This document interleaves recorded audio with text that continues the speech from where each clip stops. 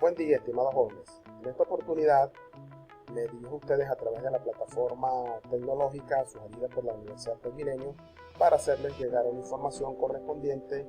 al tema número 13 de la materia Conceptos y Dilemas Éticos,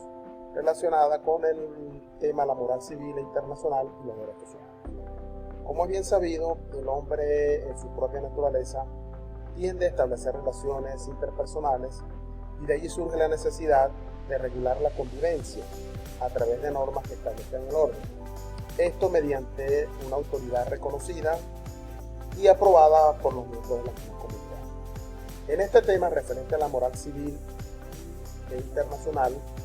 buscamos poner en claro algunos elementos fundamentales que deben imperar en toda sociedad internamente y externamente para poder lograr que funcione de manera organizada y en paz, y que de una u otra manera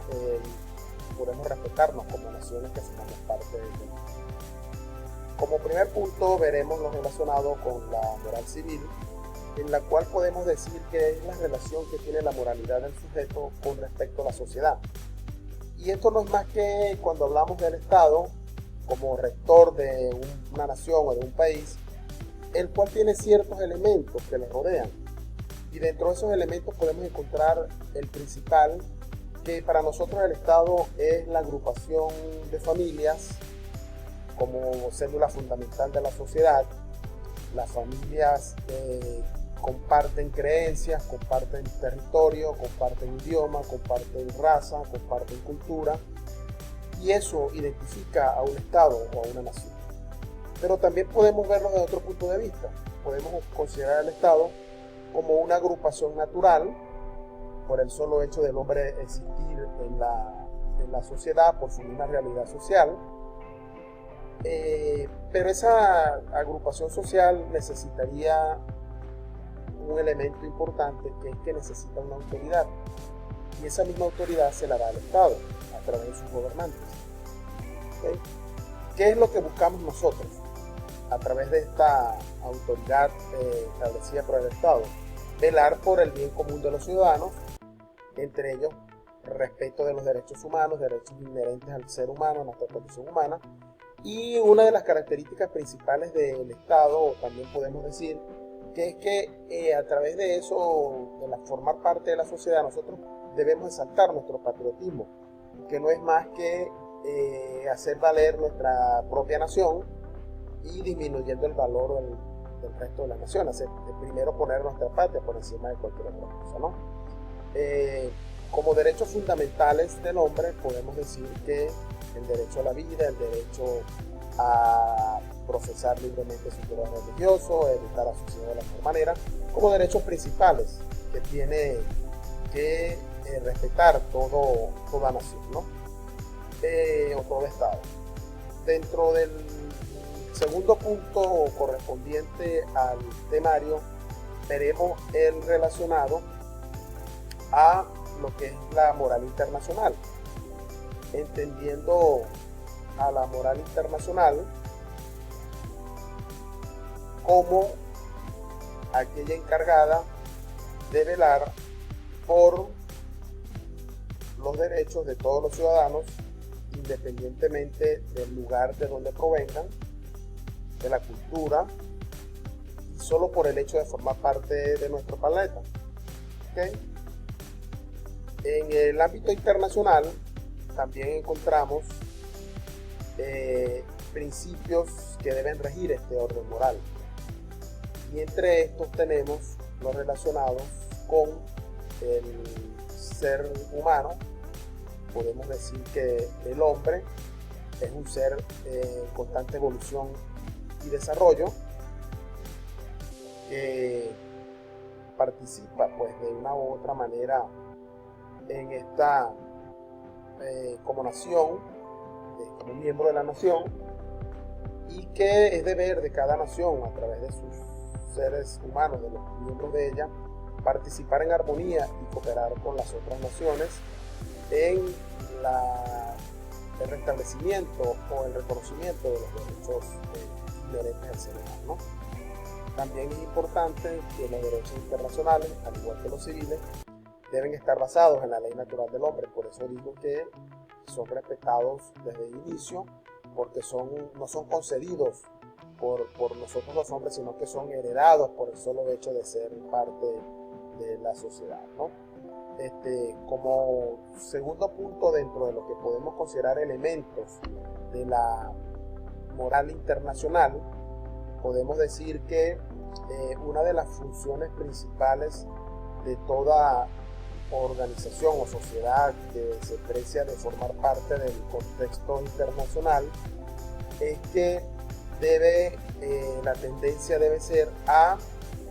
evitar a toda costa el establecimiento o el desarrollo de algún conflicto bélico. Por eso decimos aquí, vamos a esperar aquí que abra la lámina, por eso decimos aquí que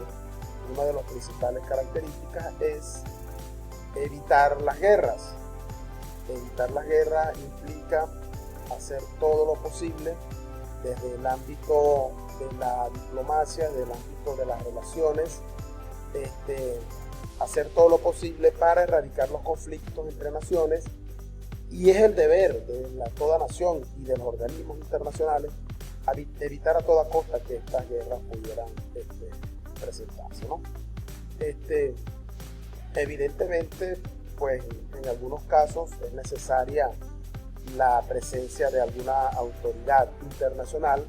que pueda de una u otra manera detener cualquier abuso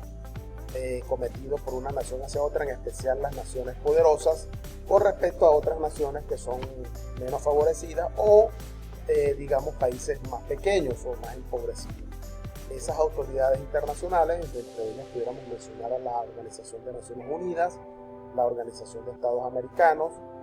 la Organización del Tratado del Atlántico Norte, etcétera, etcétera, ¿no? Organizaciones que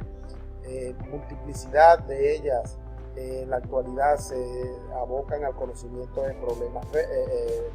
políticos, económicos, sociales, educativos, como pudiéramos hablar de organizaciones como la UNICEF, la Organización de Comercio Internacional, la Organización Mundial Monetaria, el Fondo Monetario Internacional, etc. También podemos decir, bajo este punto de vista de lo que es la moral internacional,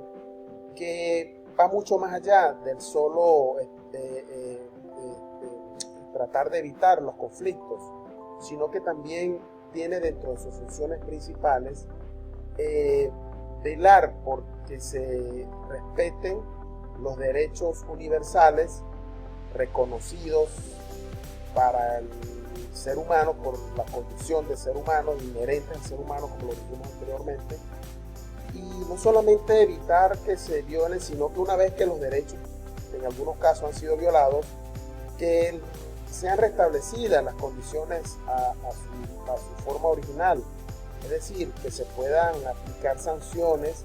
a aquellas gobernantes, a aquellas naciones, a aquellos países que de una u otra forma pudieran ver afectados los derechos de sus conciudadanos. No solamente se trata de evitar conflictos bélicos, sino también de respetar los derechos humanos que fueron consagrados en la Carta Fundamental de Derechos Universales, Declaración Universal de los Derechos Humanos, publicados por la Organización de las Naciones Unidas en el 10 de diciembre del año 1948, y que es un compendio de derechos políticos, civiles, sociales, económicos y culturales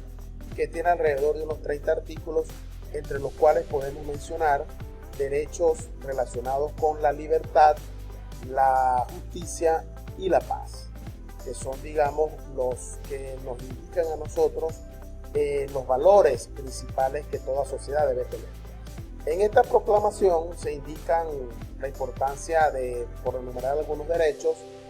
la protección al derecho a la vida, protección a la libertad, protección a la seguridad personal en todos los ámbitos, al reconocimiento de la personalidad jurídica, al respeto al amparo de la ley, el respeto a la intimidad en la vida privada, el derecho a tener un buen nombre, a circular libremente tanto nacional como internacionalmente, y a buscar que le sea concedido asilo en caso de persecución, por mencionar algunos de estos derechos. Es importante que nosotros estemos claros que no solamente basta con que existan los derechos, sino que debe haber un organismo que de una manera coercitiva, digámoslo así, pudiera obligar a un Estado que en un momento determinado violó o está reiteradamente violando los derechos consagrados en esta proclamación y cualquier otro derecho que vayan a surgir posteriormente al establecimiento, que surgieron posteriormente al establecimiento de esta declaración y que se han ido ampliando. Es importante para todos, les recomiendo que veamos la conferencia de la maestra Laura Chinchilla, quien es una connotada política latinoamericana que fue presidenta de la República de Costa Rica y que en la actualidad es docente de la Cátedra de Liderazgo y Desarrollo Social de Políticas Públicas de la Universidad Tecnológico de Monterrey. Es importante que la vean, ya en clase les he comentado sobre ello, para que veamos un poco la situación actual en cuanto al sistema democrático como sistema político que pues se precia de respetar los derechos humanos y que a pesar de que tiene errores, pues es uno de los sistemas que más apegado está a este régimen de libertades, de justicia y de paz. Pues espero de esta manera haber cubierto un poco lo que es el tema 13. Espero que nos veamos en clases para que sigamos conversando sobre ello y les agradezco pues su atención y la retroalimentación a esta forma didáctica de impartir algún tipo de tema. Muchas gracias.